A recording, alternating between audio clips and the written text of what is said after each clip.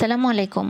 আজ আমি আপনাদের সাথে শেয়ার করব মানকচু দিয়ে ইলিশ মাছ রান্না। তো শুরু করা যাক। প্রথমে মাছগুলো ধুয়ে কেটে এভাবে সামান্য লবণ, মরিচের গুঁড়া, হলুদ দিয়ে মাছটাকে ভালোভাবে ম্যারিনেট করে রাখবো 10 মিনিট। এরপর মানকচুগুলো ছিলে পরিষ্কার করে ধুয়ে এভাবে রেখেছি। তো এই তো মাছ ভালোভাবে মশলা মাখিয়ে রাখলে মাছের মধ্যে পুরো মশলাটা ভালোভাবে ঢুকে।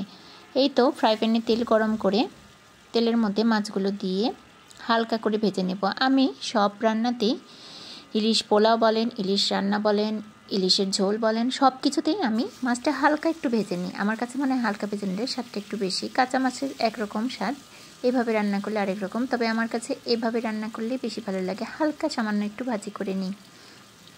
তো আমি মাছগুলো উল্টে পাল্টে এদিক ওদিক করে মাছগুলো হালকা ভেজে নিচ্ছি। যখন হালকা এরকম লাল বর্ণের হবে মাছগুলো, তখন তেলে থেকে পর্যায়ক্রমে এক এক করে উঠিয়ে নিচ্ছি। ইলিশ মাছ এমনিতে একটু নরম হয়ে থাকে, তাই খুব সাবধানের সাথে উঠাতে হবে যাতে ভেঙে না যায়। এরপর ওই একই তেলে আমি কেটে রাখা পেঁয়াজগুলো দিয়েছি। হাফ কাপের মতো পেঁয়াজ ব্যবহার করেছি এখানে। ইলিশ মাছ রান্নায় পেঁয়াজের পরিমাণ একটু বেশি ব্যবহার করি, যেহেতু ইলিশ মাছে অনেক মশলা ব্যবহার করা হয় না। হালকা মশলায় ইলিশ মাছ রান্না করলে এর স্বাদ, ফ্লেভারটা ঠিক থাকে। তো এই তো তেলের মধ্যে সামান্য একটু রসুন বাটা দিয়েছি, মরিচের গুঁড়া, হলুদের গুঁড়া, ধনে জিরার গুঁড়া দিয়ে সামান্য একটু পানি দিয়ে মশলাটা ভালোভাবে কষিয়ে নিচ্ছি। ভালোভাবে মশলা কষানো শেষ হলে এরপরে কেটে রাখা সেই মানকচুগুলো দিয়ে দেব। মানকচুগুলো আমি ছিলে ফেলেছি। এই কচু দুই ধরনের হয়ে থাকে, কোনোটা কালো আবার কোনোটা সবুজ হয়ে থাকে।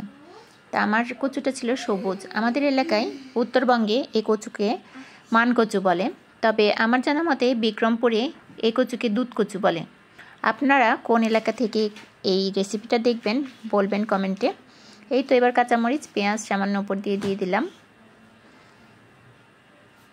তারপর উল্টিয়ে পাল্টিয়ে নাড়াচাড়া করে কষিয়ে নেব।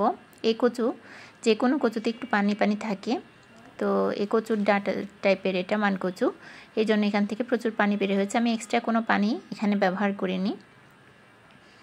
এই তো আমার কষানো শেষ। আমি প্রায় 10 মিনিট ধরে কষিয়ে নিয়েছিলাম। এতে নরম হয়ে গেছে। এই কচু রান্না করতে সময় লাগে না, খুব সহজে নরম হয়ে যায়। এবার গরম পানি দিয়ে ঝোল দিয়ে দিলাম। ঝোলে যখন বলক উঠে এসেছে তখন ভেজে রাখা ইলিশ মাছগুলো দিয়ে দিচ্ছি পর্যায়ক্রমে। চেক করে দেখলাম লবণ হয়েছে কিনা, ঠিকঠাক মতো হয়েছে। এরপর ওপর দিয়ে সামান্য একটু